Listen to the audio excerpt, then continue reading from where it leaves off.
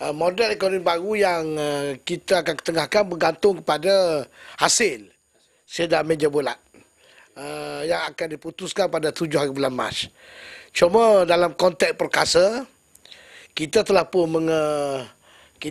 menghantar memorandum kepada pihak kerajaan di mana perkasa telah bertemu dengan pengurusi dan ahli-ahli Majlis Penasihat Ekonomi Negara yang diketuai oleh Amir Syam. Kita sudah serah memorandum kita, dan dalam memorandum kita pendirian perkasa lah yang perkasa akan bawa dalam sidang meja bulat ini, iaitu apa yang dinamakan market driven, ekonomi market driven, maknanya ekonomi pasaran yang ditentukan oleh pasaran. Pada kita tidak ada apa-apa makna, and ianya amat bahaya sebab kalau semata-mata market driven, dia tak memberi apa-apa makna kecuali semua keuangan nanti segala apa pun duduk pada pihak syarikat-syarikat yang besar, yang gagah, yang dominan. Sebab itu kita perkasa kita mencadangkan market driven with affirmative action. Maknanya pasaran terbuka tetapi diikat dengan affirmative action ni, maknanya tindakan kesungguhan. Ini tidak pengenalan semula sebab ini kita kira paling penting, iaitu mesti ada affirmative action dan equitable distribution, maknanya pembahagian kekayaan yang adil di kalangan rakyat.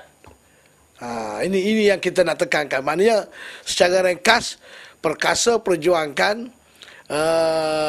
memang kita turut berserta dalam pasaran bebas, tetapi mesti ada affirmative action, tindakan kesungguhan, dan akhirnya kita nak lihat pengagihan kekayaan yang adil.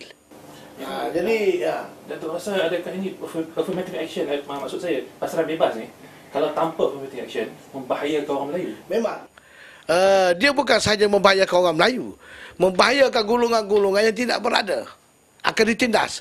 Saya nak berkongsi pendapat. Cuba, saya tak, bukunya dah orang pinjam dah. Cuba you rujuk pada buku Profesor Amy Chua. Profesor Amy Chua ni adalah seorang profesor di Yale University Amerika Syarikat.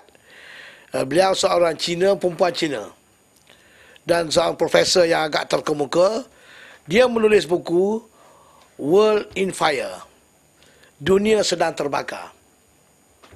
Kata Profesor Amy Chua, dia mengatakan kalaulah ekonomi ni didominik oleh pasaran bebas, di mana golongan kecil mendominik, menguasai golongan besar, beliau mengatakan ianya amat bahaya kepada negara. Ianya akan menimbulkan kesan ketidakstabilan politik dan huru-hara kepada sesebuah negara. Beliau memberi contoh apa yang berlaku di kalangan Asia Tenggara, negara-negara Asia Tenggara.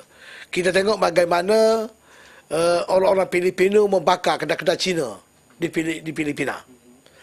Kita tengok bagaimana orang-orang South Africa membakar kedai-kedai orang India di South Africa. Begitu juga di Indonesia. Bila golongan kecil, minority group, mendominik golongan besar dengan menguasai pasaran market driven ini. Sebab ini sudah ternyata berlaku, kata Profesor Amy Chua. Jadi untuk menyelesaikan masalah ini, Profesor Amy Chua kata juga mesti disusuli dengan affirmative action, maknanya tindakan kesungguhan.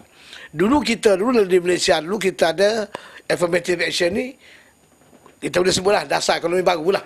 Itu dikatakan affirmative action. So ini pada perkasa mesti diteruskan. Selagi mana berlaku ketidakadilan dari segi pembahagian kekayaan negara. Kita tengok pembahagian kekayaan negara sekarang ni dikuasai 60% lebih oleh orang Cina, manakala Bumi Putra masih lagi ketinggalan jauh, tak sampai pun 20%, malah makin menurun. Jadi sebab itu kita katakan bahawa affirmative action mesti diteruskan, cuma mungkin kerajaan boleh kenal pasti instrumen-instrumen yang berbeza daripada dulu. Instrumen-instrumen baru. Apa bentuk instrumen baru. Sebab yang kerajaan umum pun pada bulan 3 ni, yang kena umum oleh Yang Amat Perdana Menteri pun hanya policy statement saja dulu. Belum lagi detail. Belum lagi pelaksanaan. Pelaksanaannya bulan 10. So, kita pun ada masa untuk mengenal pasti instrumen, mekanisme bagaimana yang kita boleh cadang affirmative action yang patut dilakukan oleh kerajaan. Sebab ini penting kerana akhir-akhir ni memang kita ada perbezaan pendapat dengan setengah pihak.